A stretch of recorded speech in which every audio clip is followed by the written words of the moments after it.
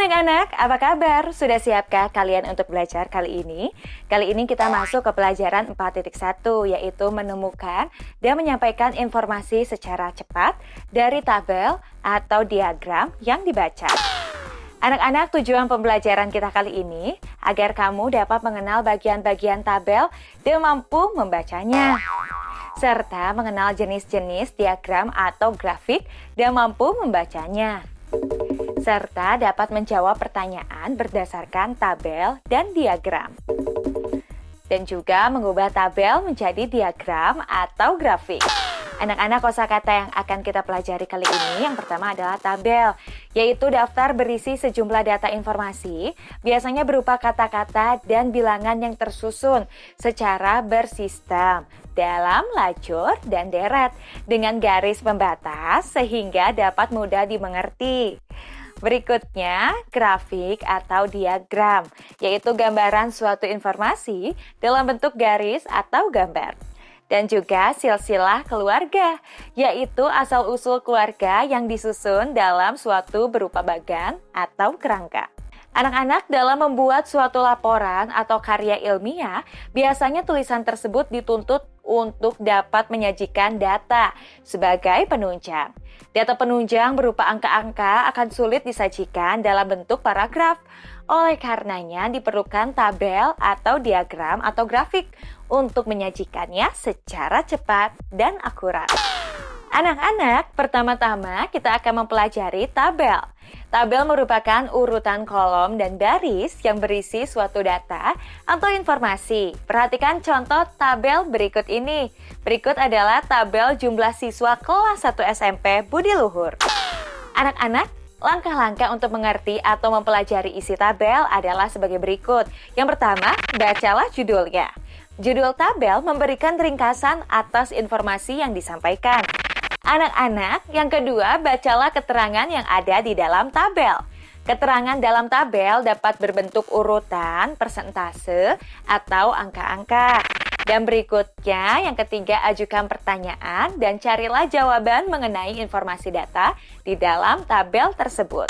Anak-anak, mari sekarang kita gali informasi yang ada di dalam tabel berikut ini. Tabel jumlah siswa kelas 1 SMP Budi Luhur.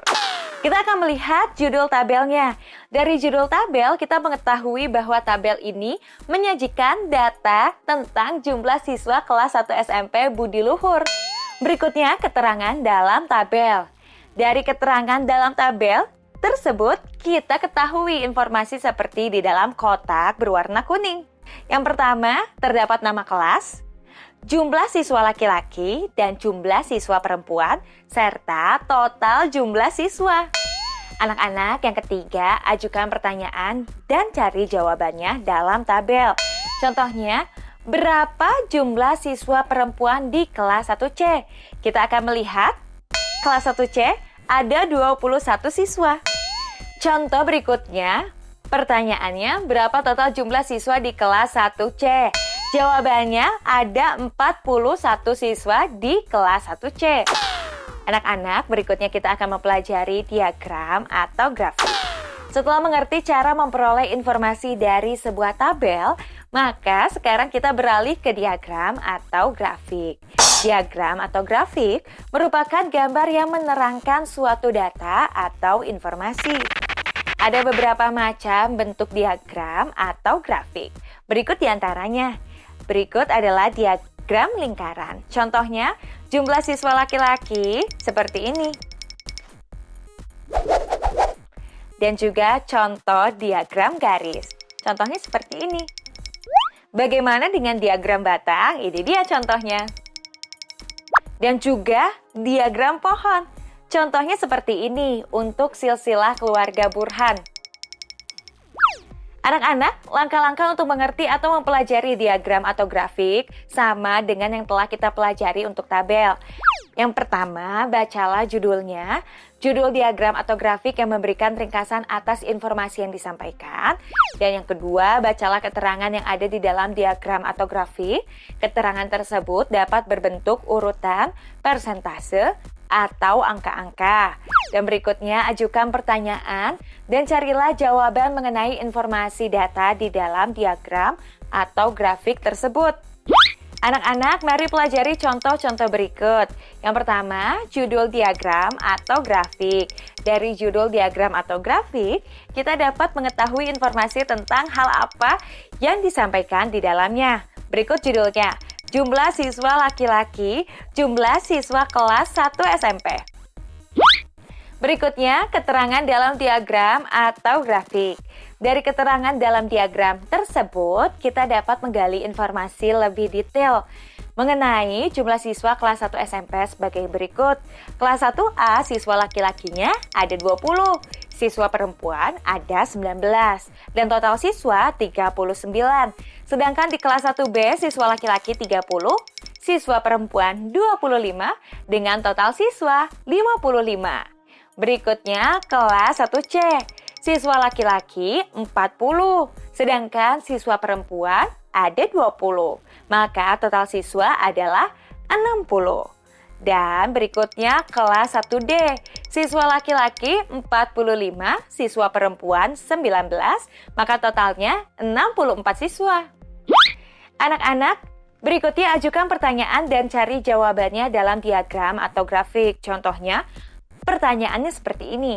Berapa jumlah siswa laki-laki di kelas 1A? Jawabannya 20 siswa. Anak-anak, mari kita telusuri bagaimana cara menemukan jawaban tersebut. Yang pertama, lihat diagram batang warna apa yang menyatakan jumlah siswa laki-laki. Dalam diagram ini digambarkan dengan warna biru. Kemudian, lihat diagram batang warna biru di bagian kelas 1A. Karena informasi yang ingin kita dapatkan adalah untuk kelas 1A. Lihat juga tinggi batang warna biru di kelas 1A. Kemudian telusuri dengan jarimu atau penggaris. Menunjuk ke angka berapa tinggi diagram batang tersebut. Di sini menunjukkan tepat di angka 20.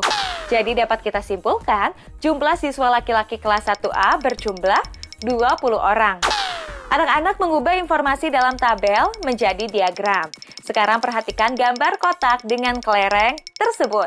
Kemudian masukkan informasi yang ada ke dalam tabel dan ubah tabel tersebut menjadi sebuah diagram. Ini dia kotak-kotaknya. Pertama-tama rangkumlah inti informasi mengenai gambar tersebut ke dalam judul, di mana inti informasi tersebut adalah jumlah kelereng dalam kardus. Sekarang buatlah kerangka tabel untuk memuat semua detail informasi di dalam gambar tersebut. Detail informasi yang ada berupa 1. Identitas kotak. Di sini ditandai dengan angka.